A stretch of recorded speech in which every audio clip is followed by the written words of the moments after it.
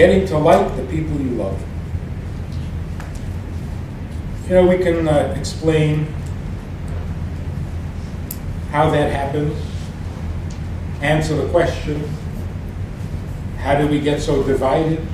If you love somebody, what don't you like? If you don't even like them, how do you love them?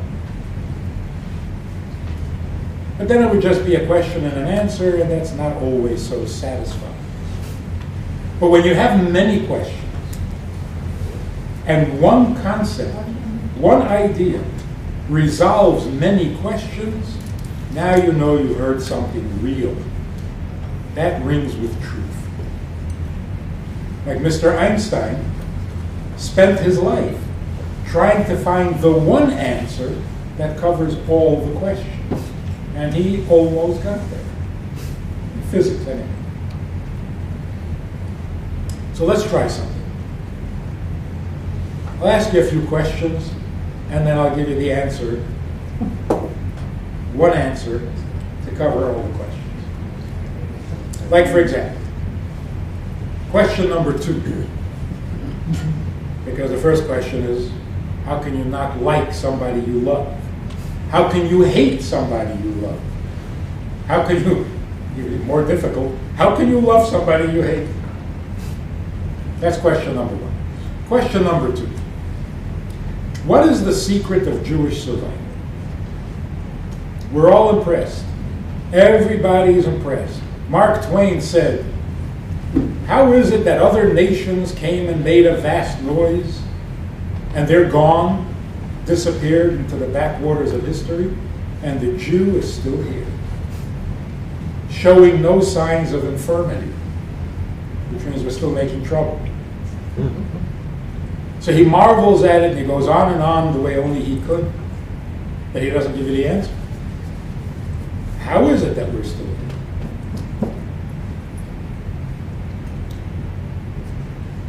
Another question. What is the virtue of humility? In Judaism, humility is the greatest virtue. We're told that in all things we should be moderate, but in humility we should be exceedingly humble. Not moderately humble, not a little humble, exceedingly humble. What's good about that? And how does it work on Yom Kippur when we ask God to forgive us for our sins? We go on and on and on about how insignificant we are. I was nothing before I was born. I'm nothing now. I'll be nothing after I die. I'm nothing. I'm worthless. And then you ask for forgiveness? That doesn't sound like a good argument. Claim to be good for something to deserve forgiveness. So why is humility a virtue at all, and why take it to such an extreme? Isn't it better to have a high self-image, good self-image? Don't you have to love yourself before you can love anybody else, etc., etc.? But hold on to that question. I got another question. For 5,000 years, people have been asking the same question. Why are we here? What is the purpose of life? It's a depressing question. We keep asking it for 5,000 years. So my question is this. If you haven't found an answer in 5,000 years, do something else. Take up knitting. Enough already. And number 2, if you've been in a place for 5,000 years, get comfortable, settle down. We've been here for 5,000 years. What's your question? Why are we here? This is the only place we know. Where is this question coming from? And it tortures us. Can't find an answer, we're really upset. But hold on to that question. I have another question. How is it that when you fall down a flight of stairs, you end up in the hospital? In traction. Nothing personal. Or in surgery. Or in surgery, right? But that's only if you fall down the stairs when you're sober. You were sober. I was. That's the problem. You fall down the same flight of stairs when you're drunk, you get up and continue going. And then you don't know where you got that big bruise from. Hold on to that question. I got a serious question. What is death? What does it mean? Somebody's alive and then he's not alive. How does that happen? How can that happen? How can a living thing stop living? It doesn't make any sense. We're just used to it. We've accepted it, but it doesn't make any sense. If a dead thing can't live, why can a living thing die? That should not be possible. It's like, how can salt go bad? It can't. How does life die? It's an oxymoron.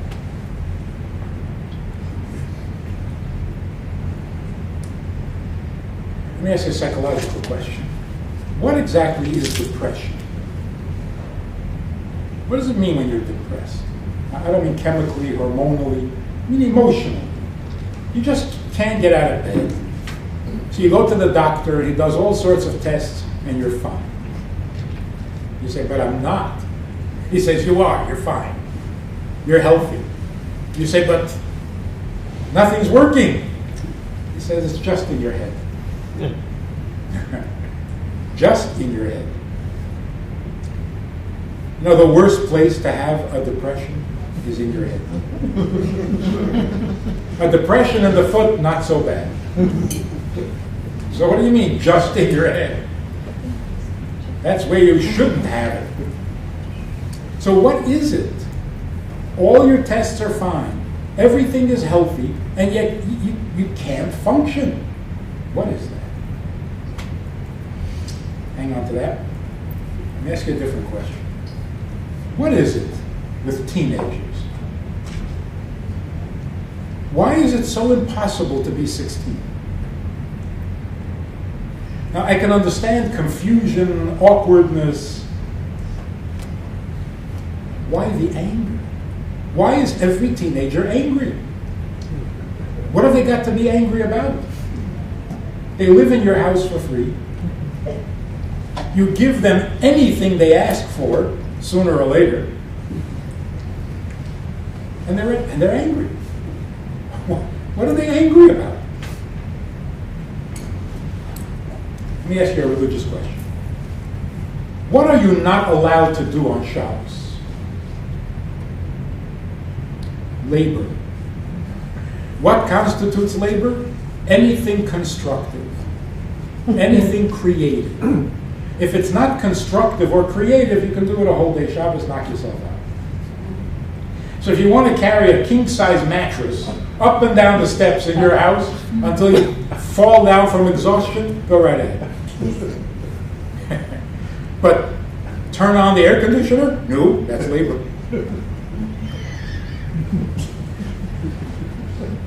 My question is, what kind of a plan is this that 24 hours out of every week you shouldn't do anything constructive? Where's the seichel in that? As long as we're talking about the 10 Commandments. Why is honoring your parents one of the 10 Commandments? Engraved in stone. Why? Because you might forget? No way you're going to forget that one. Because your parents will always remind you. So Yom Kippur is not one of the 10 Commandments. Keeping kosher is not one of the 10 Commandments. Mikveh is not one of the 10 Commandments. But honoring your parents. Here's a different question. What is a midlife crisis? What is that? You're going along fine, you're halfway there, crisis. You're doing great. What's your problem? You realize you're halfway there. You're halfway there. You're making it. You go into a crisis. What is that? There are so many more questions. But let's end with this one. Why do we say l'chaim? when we take a drink or make a toast. L'chaim, to life. I don't want to die. Do we really need that prayer before taking a drink? Is it that dangerous? You get on an airplane, you should say L'chaim. You're going to fly through the air, say L'chaim. But taking a drink, sitting safely in an armchair, it's not that dangerous. Why are we saying L'chaim? Why are we praying not to die? To make the question even more interesting, there's a non-Jewish custom that when you make a toast, you touch glasses. You clink the glasses.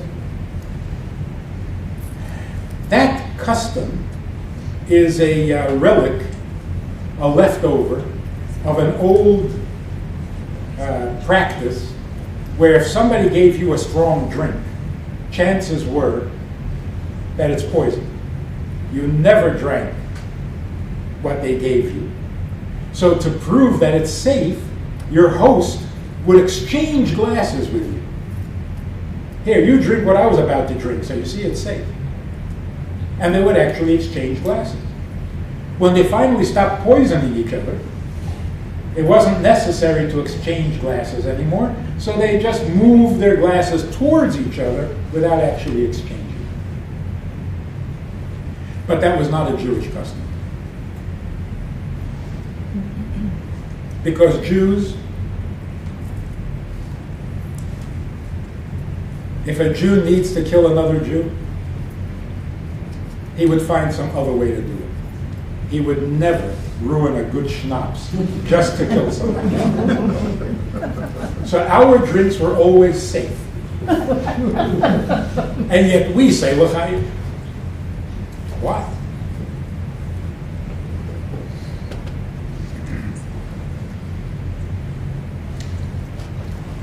There was an issue here in Florida years ago.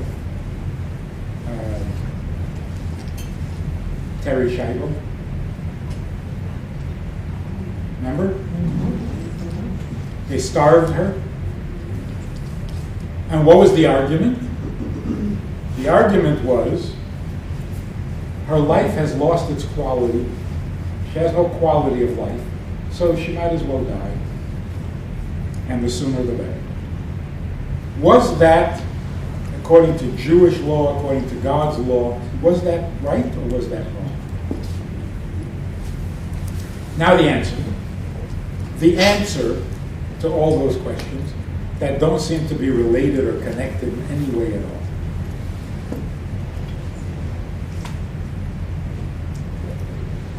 Everything in existence, everything in creation, is composed of two parts.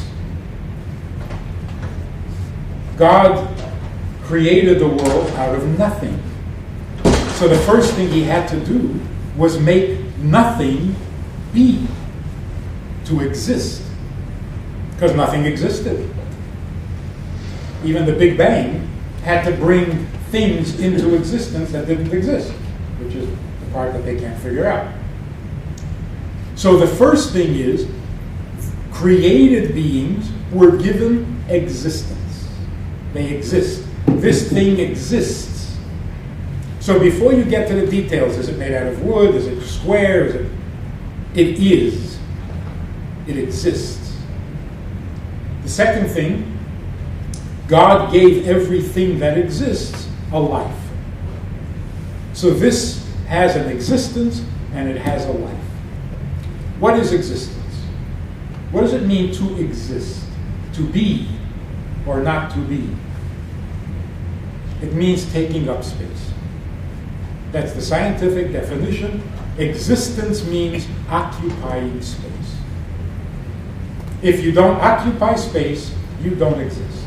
You're not here. You're not a physical reality. So a book on the shelf takes up space. You can't put another book in that same space. If you could, then the first book doesn't exist. Everything in the world exists by taking up space. Even a thought in your brain takes up space. You're preoccupied. That's why you can't have two thoughts at the same time. They compete for the space. An emotion in the heart takes up space. The heart is full, overflowing. Fire takes up space, water takes up space, stones take up space. That's how everything exists. So in existing, we're all the same. In addition, existence is a very conditional thing. If you don't eat, you won't exist. If you don't drink, you won't exist. If you don't get sleep, you won't exist. If you're exposed to the cold, you won't exist. So existing has many demands and conditions. Just to exist is a full-time job. So if you have what to eat, you have what to drink, you have what to wear, you have where to live, and you get a good night's sleep, all you've accomplished so far is that you take up space. And what does it mean to take up space? You can't come into my space. Get off my chair. I was here first. That's all it means. So get out of my way and then get me something to eat because I'm really hungry. That's existence. Life means the function and the effect that your existence has. So for example, fire, its function, its contribution is warmth, light, makes things come apart. The life of water makes things grow, keeps things cool, makes things stick together. The life of a stone, it gives stability. You know, if you build a house out of straw, you know what the wolf can do. But if you built the house out of stone, you got more stability. So stones contribute stability. That's the life of a stone. A human being is a little more complicated. A human being has an existence and a life. Problem is that they're not always in harmony. Sometimes what is good for my existence is not so good for my life. I mean, just for example, I was here before any of you came, and I had the whole room to myself. My existence was good. I had room. I took up a lot of space, and it was all mine. And then you come into my space, and you reduce my existence to a fraction of what it was before. No wonder I hate you. On the other hand, I'm really glad you're here, and I love you for coming. Because talking to an empty room, it's not a life. They come and take you away. So I don't know if I should love you or hate you. So I do both. I love you because you make my life better, and I hate you because you make my existence worse. And we're not even married. Imagine what marriage does to your existence. They should change the marriage vows because people forget. Marriage means, I mean, this is how you propose. Say, please marry me.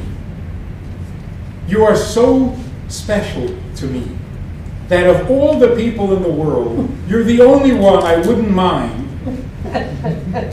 if you ruin my existence. So marry me and ruin my existence. We should say that. Because many people, 2 weeks after they're married, start to complain that they need more room. I'm suffocating. Well, that's marriage. So why do you get married? Because as harmful as it is to your existence, it's wonderful for your life.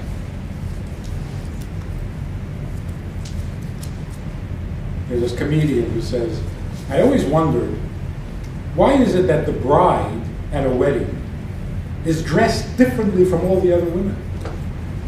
But the groom is wearing the same tuxedo as all the other guys. Why is that? And he said, and then I listened to the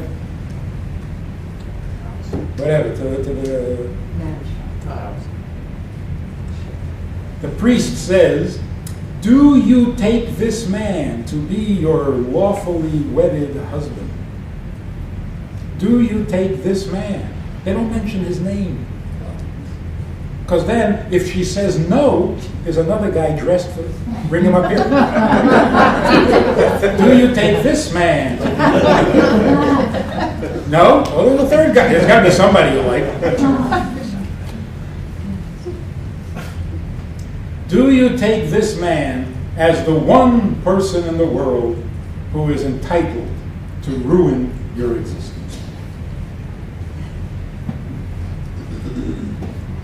Living and existing are like a seesaw. If you put energy into existing, you don't have so much energy for life. You put energy into life, you don't need so much energy for your existence. So if there's ever a conflict between existing and living, what should you choose? You always choose life over existence. Because existence is nothing to write home about. It takes no talent to take up space. Nobody has ever boasted that he takes up space better than anyone else.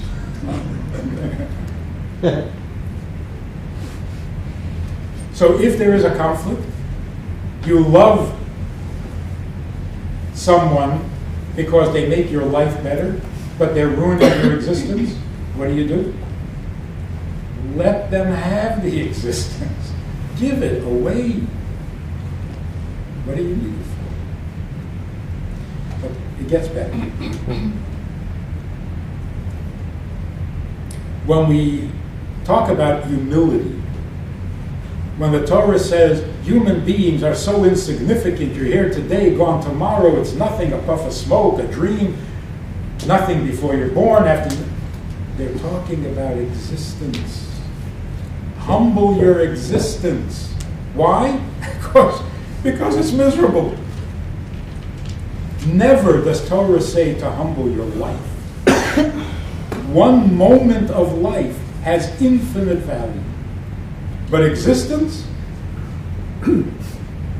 Embarrassing. Like a bump on a log with demands. Not only will I take up space, I will use up resources too. So humility means humble your existence. There's nothing to be proud of. So if you think every song is about you, your existence is out of control. You're taking up too much space. You have to occupy every song. Everyone who walks into the room has to be thinking about you. Rein it in. Don't exist so much. Take up the space you need and leave the rest for others. That's humility. And that has been the secret of our survival. The other nations, the Romans, the Greeks, the Babylonians, even the communists, or the British, every empire, what did they want when they came and made a vast noise? They wanted to exist forever. They wanted to guarantee their existence, that the sun will never set on our empire. And they did everything they could think of to strengthen their existence and to assure its continuation. And they don't exist at all. Our history has been different.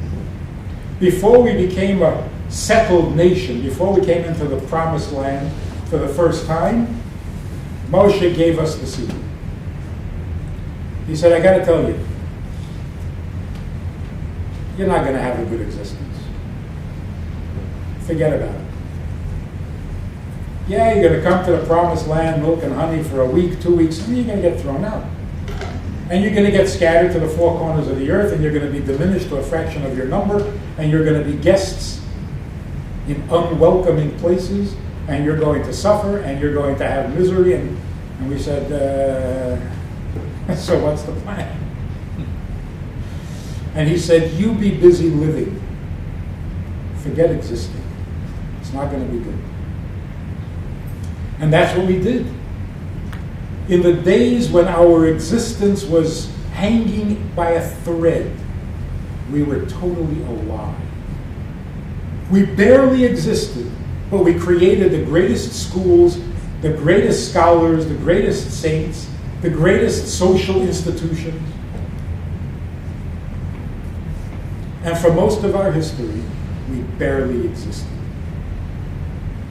Even today, we barely exist.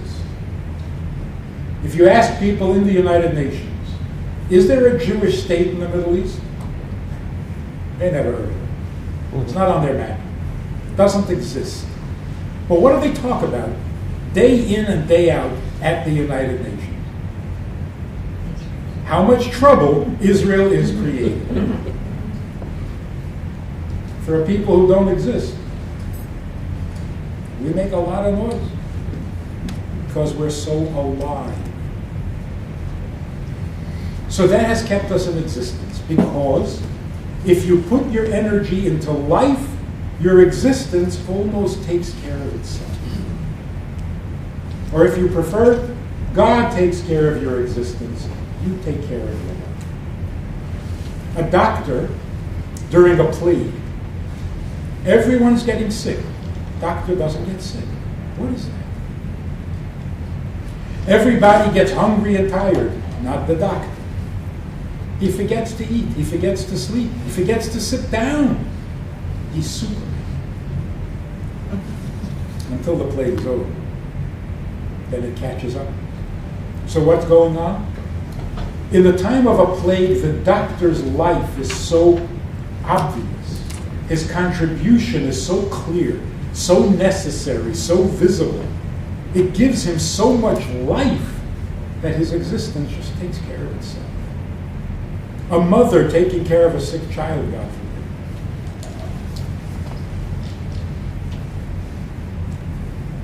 forbid. A mother, just when she's pregnant, her existence is completely hijacked.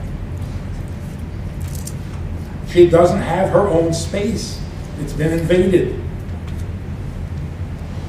She can't eat. She can't sleep. She can't drink. She can't do anything on her own anymore. She's possessed. But she's so alive. So the more energy you put into life, the less you have to put into existing. You put more energy into your existence, and the result is you're depressed.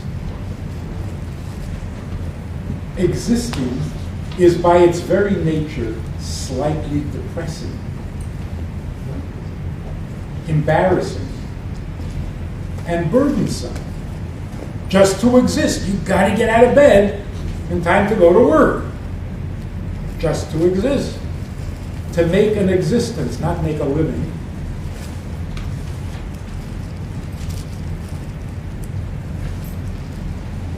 If you put more energy into your existence, it becomes even heavier.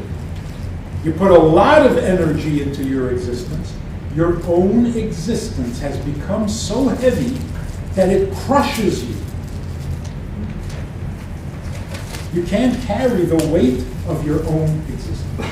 And that's why, in many cases, people who are depressed can be helped simply by being told to go out and do something for someone else. Get a life, because you're too focused on your existence. The person who thinks that every song is about him, you could say, wow, that's arrogant. It's also depressing. He's a depressed person.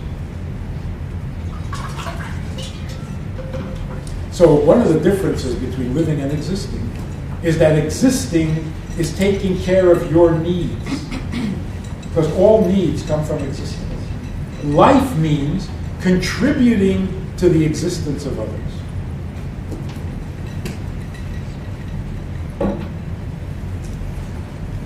In different words, existence means taking care of my needs. Life means being needed. What am I needed for, not what do I need? And that is the cure for depression.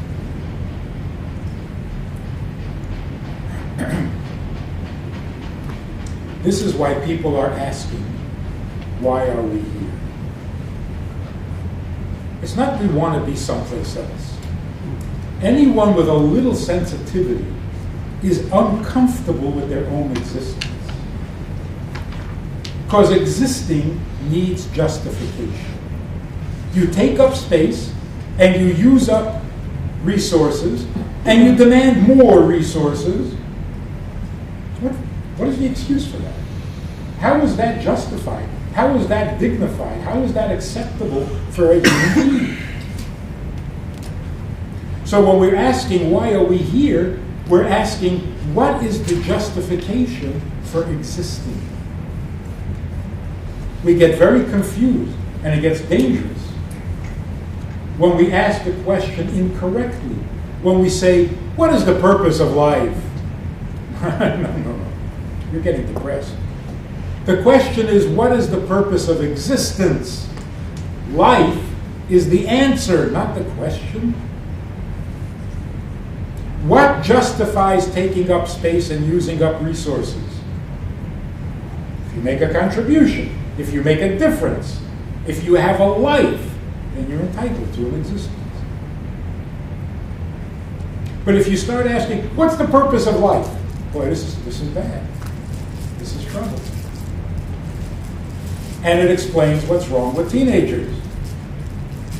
Every teenager is angry, and if you ask them, what are you angry about? What do they say? Doesn't matter where you are. I just came back from Argentina. Same thing.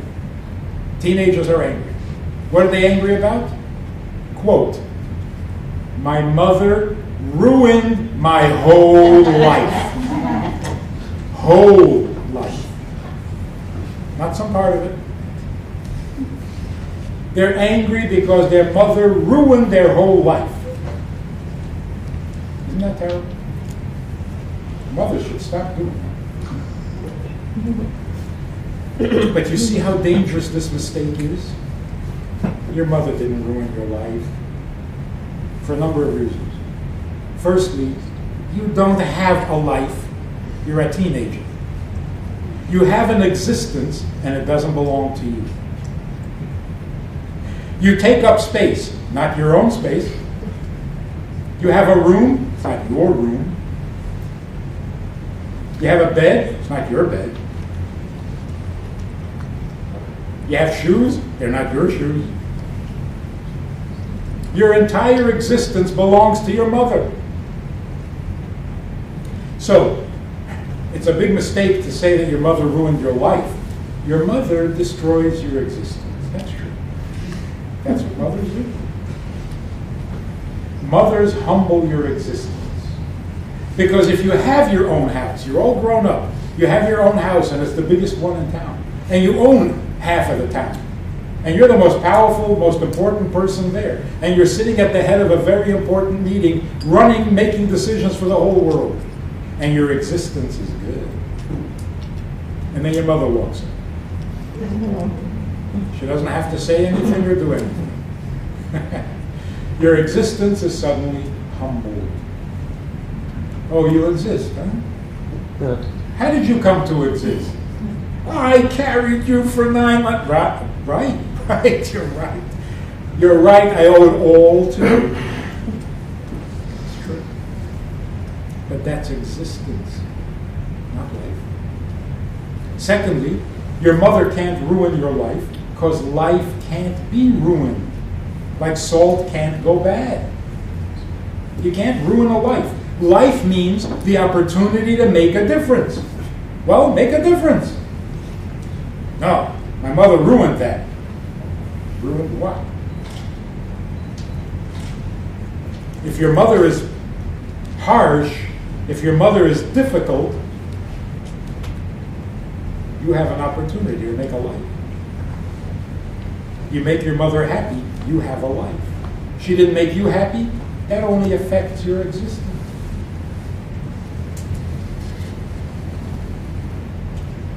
You give a dollar bill to charity.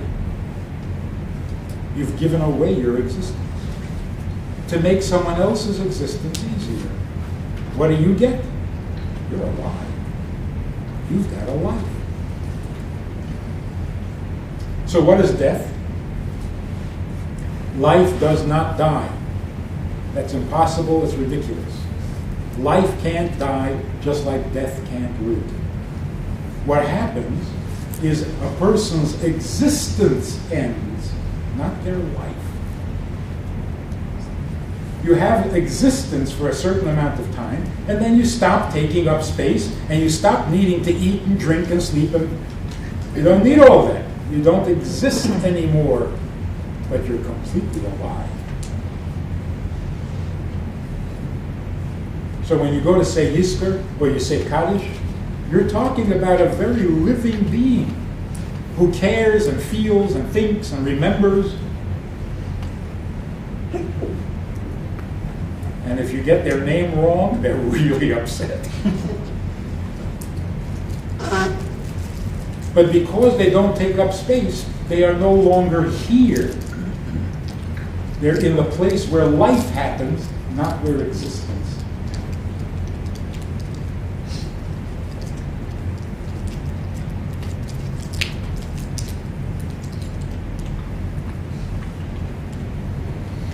Midlife crisis means when you hit midlife, you kind of assume that whatever existence you've achieved, that's pretty much it.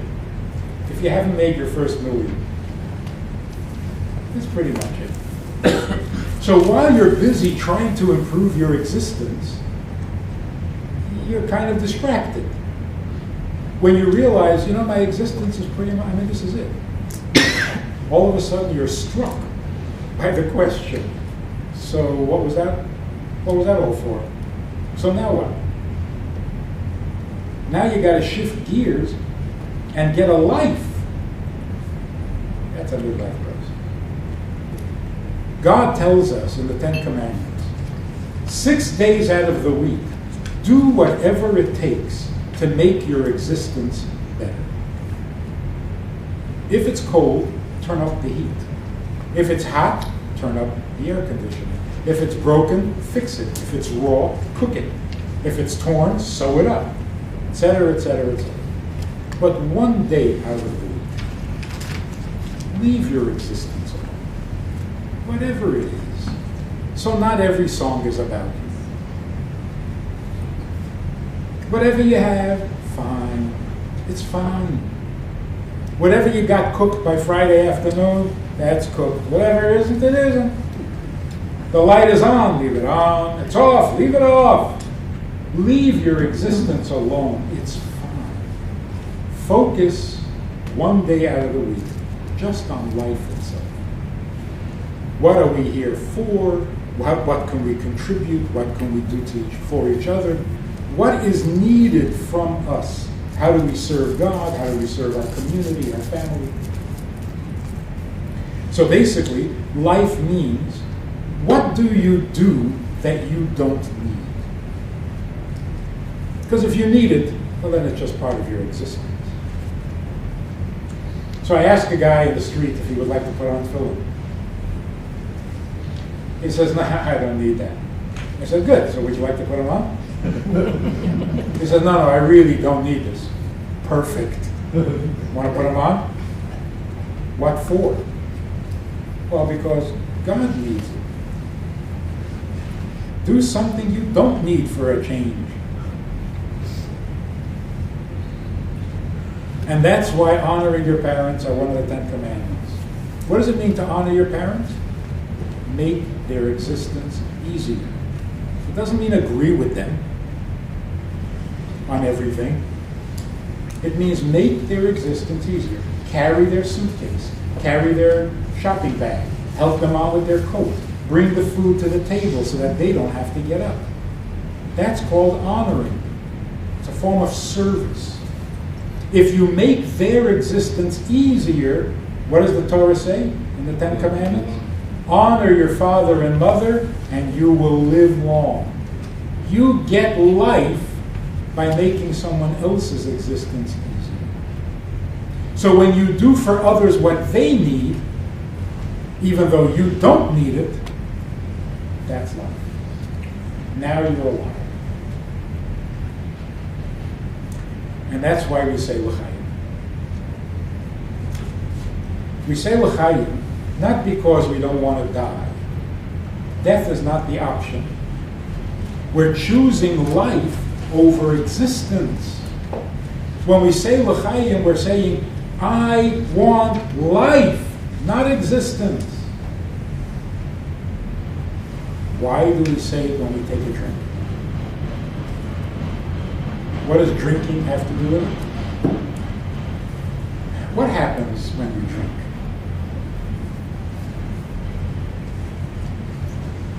I once read about it. What happens when you drink is that you lower your inhibitions. That doesn't sound very nice.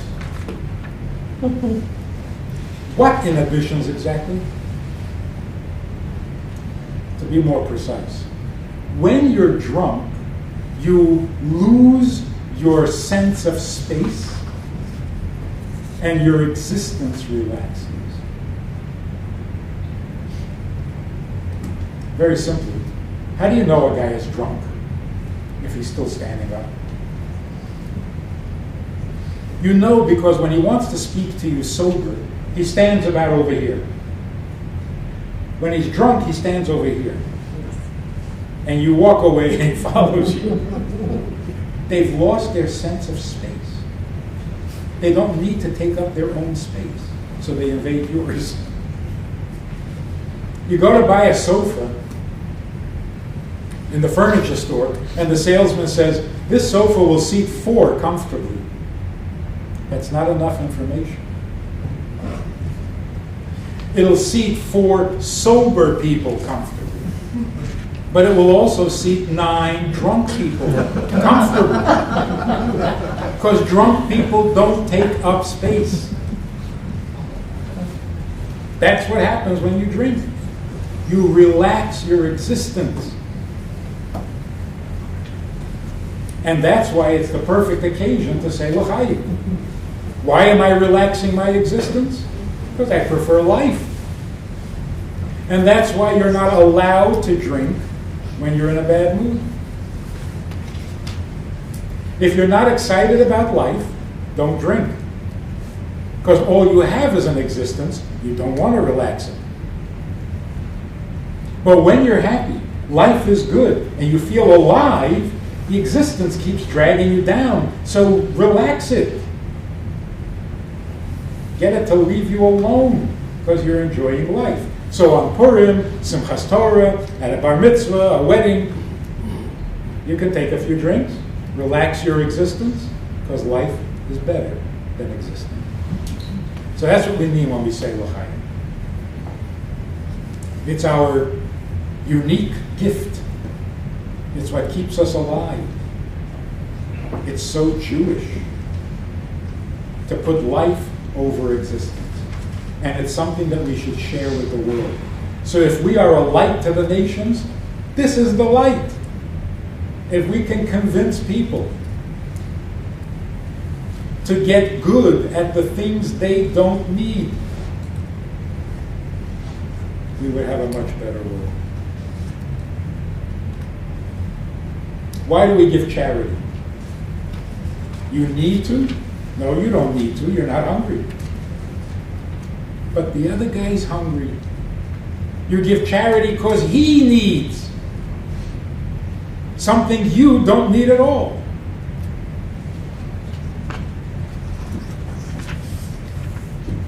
Every wife says to her husband, how come you never say I love you? Every husband says to his wife, you know I love you. Every wife says to her husband, I know, but why can't you say it? And every husband says to his wife, well, if you know, then why do I have to say it? And every wife says, I like to hear you say it. And every husband says, if you know I love you,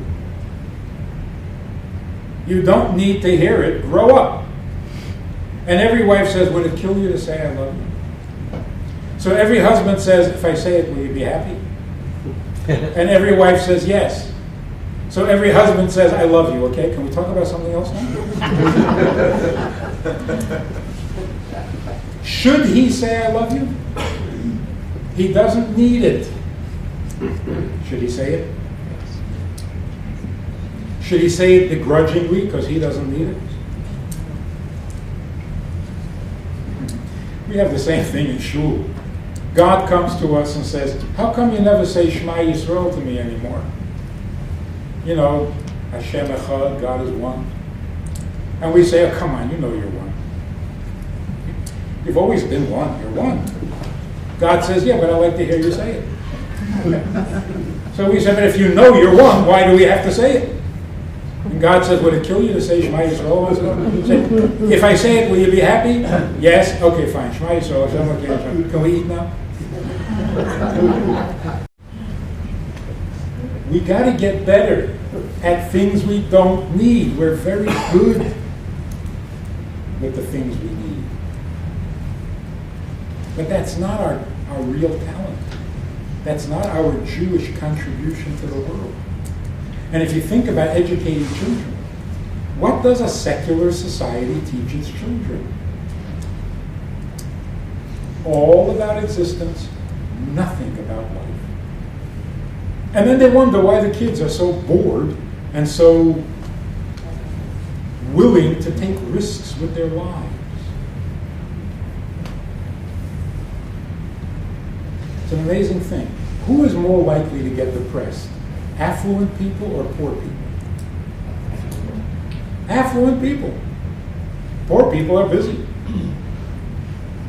Like this black comedian says, you white people, you have too much food. You have so much food, you're getting allergic to it. He says, in the ghetto, ain't nobody lactose intolerant. And now you're telling us that red meat will kill us? No, green meat kills us. Red meat we eat. We tell our children how to brush their teeth, how to cross the street, how to avoid strangers in raincoats. Existence. We tell them to go to school, not for education purposes, but to get a job. Not to do a good job and create good things. No, to get a big paycheck. Everything comes down to existence. You tell your child to share his toys. That sounds nice. Sharing? That's a value. Yeah, but then you ruin it. And you say, share your toys with Tommy. Because you know, if you share your toys with Tommy, he'll share his toys with you and he's much better toys. Don't lie. Don't ever lie. Sounds good? Then we ruin it. Don't lie, because if you lie, then people won't believe you when you're telling the truth and your whole existence will be ruined. What do we ever say about life?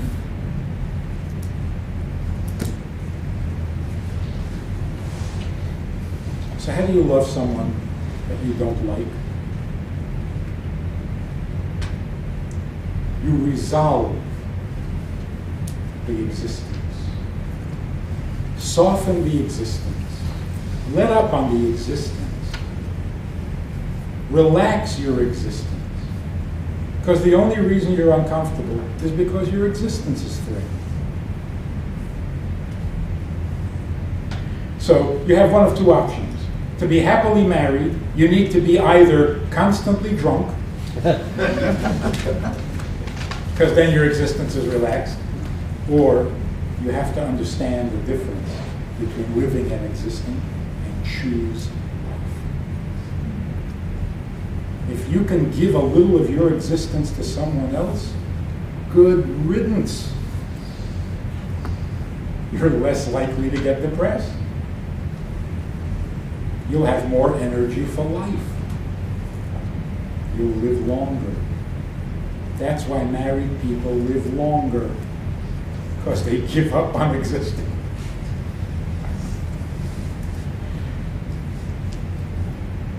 Now the punchline. If you want to describe the unique quality of the Jewish people, in one word, in one sentence, in one phrase, how do you describe the Jewish people? Am Yisrael. What is it about Am Yisrael? It's one tiny little word. Am Yisrael. Oh, you want to know about Jews? Chai. We say l'chai. We choose life over existence. And if everybody else did that, we would have a very nice world. L'chaim.